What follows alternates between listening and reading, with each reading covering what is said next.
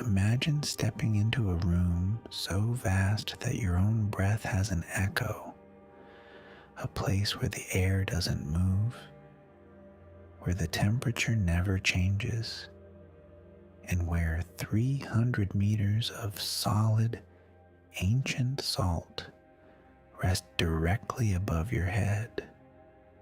You don't come to the salt mine looking for adventure. You come because the world above has become too loud, too bright and busy. Just ahead, the earth opens up. A dark, concrete archway slopes downward into the quiet stone of the mountain. You take a slow step forward, crossing the threshold. Immediately, the rules of the surface begin to lose their grip. With every foot of descent down the concrete ramp, the heavy, humid heat of the summer afternoon is peeled away from your skin. It is replaced by a still, silent chill that rises from the depths like cold water. You reach into your pocket and pull out your phone. The screen flickers. The signal bars struggle for a moment, dropping from 4 to 2 to 1, and then they vanish. The line is cut. The digital world, with all its urgency and noise, is severed. It cannot follow you down here. You slip the dark device back into your pocket. The air at the mouth of the shaft is different from any air you have ever breathed. It doesn't blow. It flows outward in a slow, cool, heavy tide that smells faintly of dry mineral, prehistoric stone, and the salt of seas that dried up before man ever walked the earth. As you continue to walk, the bright glare of the sun is replaced by a soft, amber twilight. You are no longer on the surface. You have stepped out of the day, and you are entering the great, comforting silence of the deep earth. You look back one last time. The entrance is now just a distant, bright semicircle of daylight, shrinking with every step you take. The sounds of the forest, the birds, and the wind are fading, becoming small and insignificant against the vast, solid silence of the stone. Your body begins to register the transition. Your shoulders, which had been tense for months, drop by a fraction of an inch. The air is cool, exactly 12 degrees Celsius, and as it touches your face, it feels like a damp, refreshing hand soothing a fever. You are descending into a world where time is measured not in minutes, but in layers of stone. You descend deeper into the mountain, following the wide, sweeping galleries that curve into the heart of the ancient salt deposit. The concrete of the entrance ramp has disappeared now, replaced by a floor made of packed, gray-white salt dust. With every step you take, there is a soft, satisfying crunch beneath your boots. A sound that feels remarkably clean, like walking on dry, cold snow that never melts. With every 10 steps down, another layer of noise from the surface is left behind. The transition is not just visual, it is physical, settling into your ears and your lungs. The residual heat of the day has completely vanished, and the air around you has become incredibly dry, crisp, and sterile. This is an atmosphere free of dust, pollen, and the chaotic pollution of the cities. It is a pure, mineral space preserved in its own perfect microclimate for thousands of years. As you breathe in, you feel a cool, medicinal dryness at the very back of your throat. It is the salt. Invisible, microscopic particles of sodium chloride hang suspended in the cool air, immediately coating the delicate linings of your airways. Without your conscious permission, your lungs, which have been starved of pure air by months of city smoke, open up out of sheer instinct. You do not have to force the breath. Your chest expands naturally, drawing the dry, salty air deep into your diaphragm. Your heart rate begins to drop, slowing its pace to match the steady, mechanical rhythm of your footsteps on the salt floor. The walls of the gallery are massive, rising up on either side of you, like the smooth flanks of sleeping giants.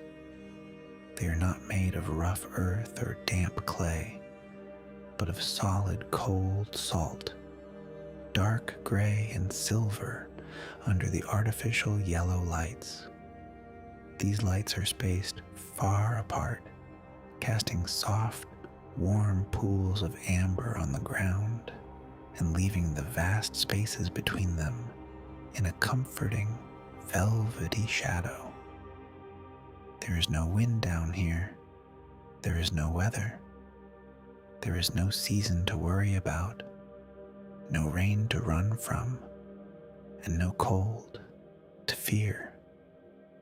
There is only the clean, steady pressure of the mountain, holding the space open for you, protecting you from the chaos of the sky. As you walk deeper, you notice the sound of your own footsteps. Because the galleries are so high and wide, every step you take sends a soft, muffled echo rolling down the dark tunnels ahead of you. It is a slow, rhythmic sound that travels through the immense chambers, bouncing off the salt walls before gently dimming out in the darkness.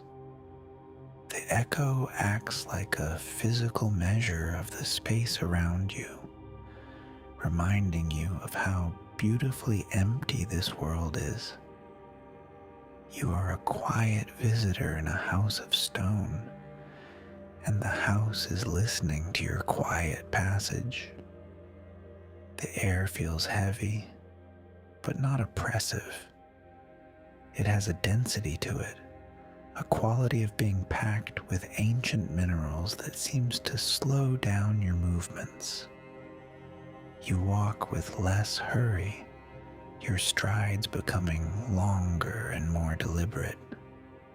Your mind, which had been cluttered with 1,000 tiny thoughts, begins to simplify.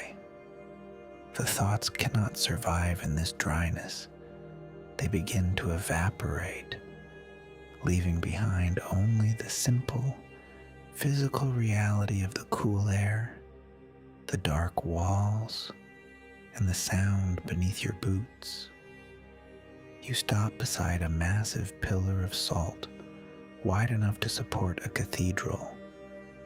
You reach out your hand and place your palm flat against the rock. It feels surprisingly dry, almost powdery, but cold as ice. In the dim glow of a nearby lantern, you can see that the surface of the pillar is patterned with long, parallel bands of white, gray, and deep charcoal. They curve and swirl gently across the face of the stone, looking remarkably like the grain of an ancient, petrified tree. These bands are the rings of time, 200 million years ago, a vast, shallow sea covered this land. Under a prehistoric sun, the water slowly evaporated, leaving its mineral soul behind. Each stripe of white is a summer of intense heat, when the salt crystallized quickly in the clean water. Each dark line is a winter, when rain washed silt and clay down from the hills to settle on the seafloor. Millions of years of the Earth's life are recorded here, foot by foot, in perfect, undisturbed order.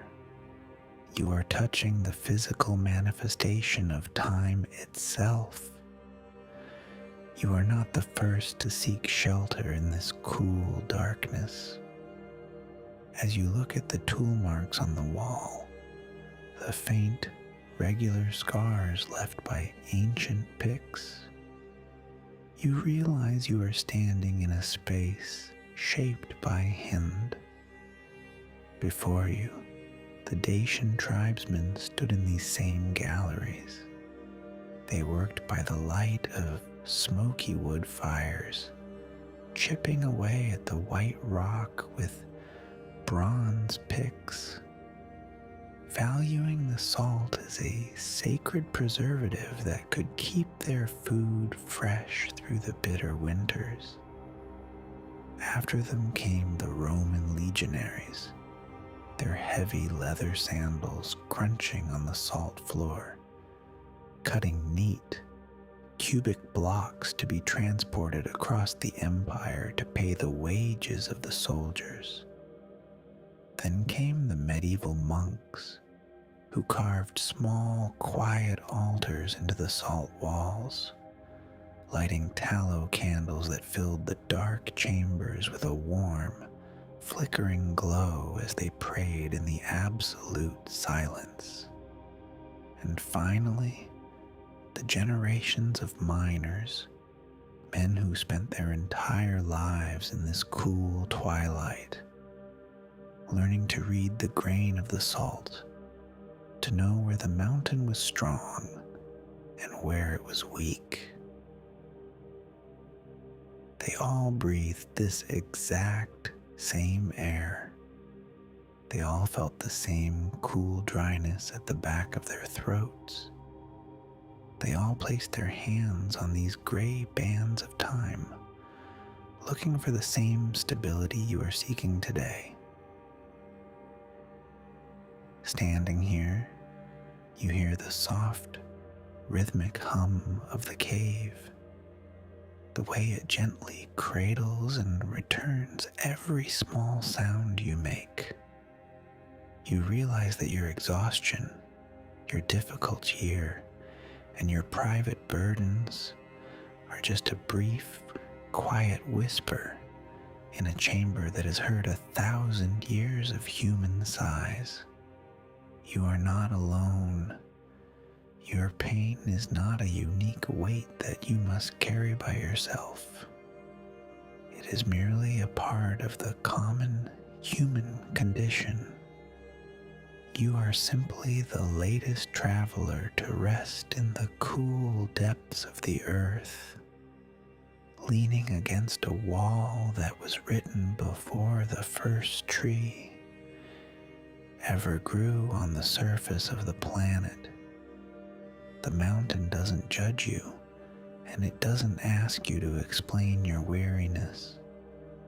It simply offers you the same timeless, unyielding shelter it offered to the Roman soldier and the medieval miner. You finally reach the grand cathedral chamber. It is the absolute center of this underground world, a space so vast that it defies the scale of anything built by human hands. The ceiling rises so high that it is lost in a velvety, pitch-black darkness, and the walls of solid salt curve away into the distance like the hulls of giant, sleeping ships. The air here is perfectly still, holding its 12-degree chill with a steady, quiet pride. Near the center of this immense hall, there's a simple wooden bench. As you stop moving, the silence of the earth rushes in to fill the void. But this is not an empty silence, because the walls are made of pure crystalline salt. The chamber behaves like a massive, natural instrument. Every breath you draw is gently caught by the stone, amplified and returned to you as a soft, rhythmic sigh that slowly fades into the distant galleries. It is as if the mountain is breathing with you, matching your pace, slowing your mind down to its own geological speed. In this room, absolutely nothing happens. There are no ghosts here. There are no sudden revelations, no dramatic shifts, no spectacular sights to capture your attention or demand your energy. There's only the dark, the salt, and the slow, hypnotic return of your own breath. For the first time in an entire year, you are not required to do anything. You do not need to think about the next hour, the next email, the next responsibility, or the next decision. The salt around you is doing what it has done for millions of years. It is preserving, it is protecting, it is absorbing the moisture, the worry, and the heavy, stagnant air of the world above. As you sit in the stillness, your breathing slows to a crawl. Inhale. The cold, dry salt enters your lungs, clean and sharp. Exhale. The sound travels across the giant hall, bouncing softly off walls that have stood since the dawn of time. In this great, dark cradle, you finally let your defenses down. The exhaustion you brought with you doesn't vanish, but in this monumental space, it feels small. It has room to spread out, to settle, and to quietly deposit itself onto the salt floor like a fine layer of dust. You are entirely safe, wrapped in the cool, silent embrace of the earth. You close your eyes, letting the darkness of the chamber merge with the darkness behind your eyelids. The physical weight of the mountain above you no longer feels like a threat. It feels like a shield, protecting you from the chaotic light and noise of the surface. You are resting in the very center of the crystal, where there is no movement, no change, and no time. There's only the steady, rhythmic pulse of your heart and the cold, clean smell of the salt. Eventually, the time comes to return. The quiet of the deep chamber has done its work, and a natural, peaceful energy begins to stir within you. You stand up from the wooden bench, but your body feels remarkably different from when you first sat down. The heavy, stagnant exhaustion in your chest has settled, replaced by a cool, clean emptiness that feels light and spacious. You begin your slow walk back up through the winding galleries, tracing the same path you descended, but in reverse. As you ascend, You pass the massive pillars of salt once more, but you do not look at them with the same anxious curiosity or heavy heart. You look at the gray and white bands of the prehistoric sea and feel a quiet sense of companionship. You walk past the invisible shadows of the miners, the monks, the Romans, and the Dacians, but they no longer feel like ghosts of a laborious past. They feel like old friends who have completed the same journey, left their burdens in the same salt, and walked back up into the light. With every level you climb, the air begins to change. It is a slow, gradual shift that your body registers with a quiet pleasure. The extreme, sterile dryness of the deep chambers begins to mix with a subtle, rising humidity. You can feel the first faint, warm currents of air drifting down from the surface, carrying the distant, sweet scent of the forest above. Your breathing remains deep and steady, but your lungs are now fully opened, saturated with the pure therapeutic mineral of the deep. You are climbing back, leaving the millions of years of geologic history behind, but you are carrying the quiet rhythm of the stone inside your chest. Your steps are lighter, more fluid, and the crunch of the salt beneath your boots sounds like a gentle, rhythmic song of departure. You are moving toward the light, but you are not rushing. You are savoring the transition, allowing your body and mind to slowly adapt to the world of the living. The light of the gallery begins to change, shifting from the dim, artificial amber of the deep tunnels to a pale, cool gray that speaks of the sky. You can feel the mountain gently releasing its grip on you, sliding you back up toward the surface with the same quiet care with which it received you.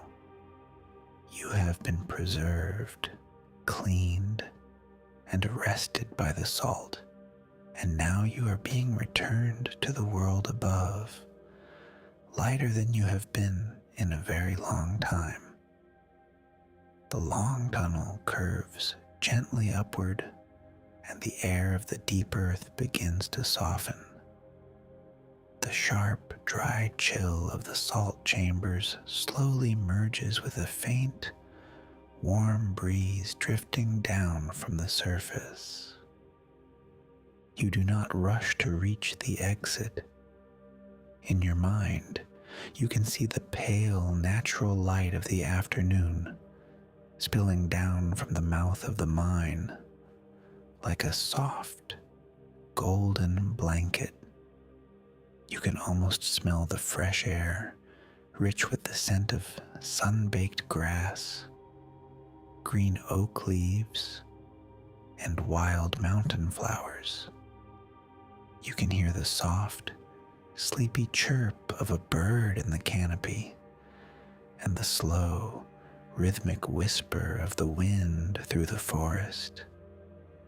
But you do not need to step out into the waking world just yet.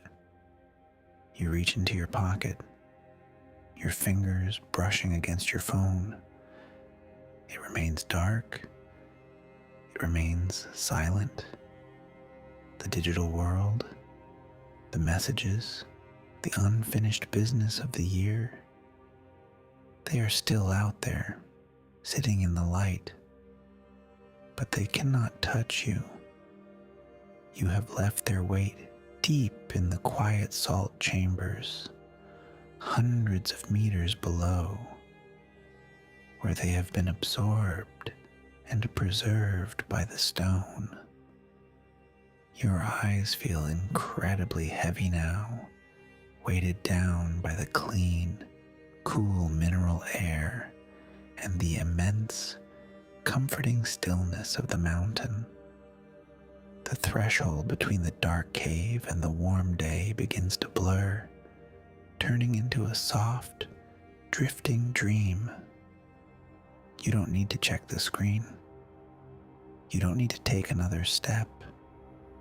You don't need to walk. The silence of the salt is now inside you, steady and unbreakable. You are entirely safe, cradled between the deep memory of the earth and the warm promise of the sky. Let the world wait. Let the day fade. Your breath is slow, your mind is quiet, and you are finally ready to let go. Close your eyes. Breathe in the warm, pine-scented air of your dreams, and just drift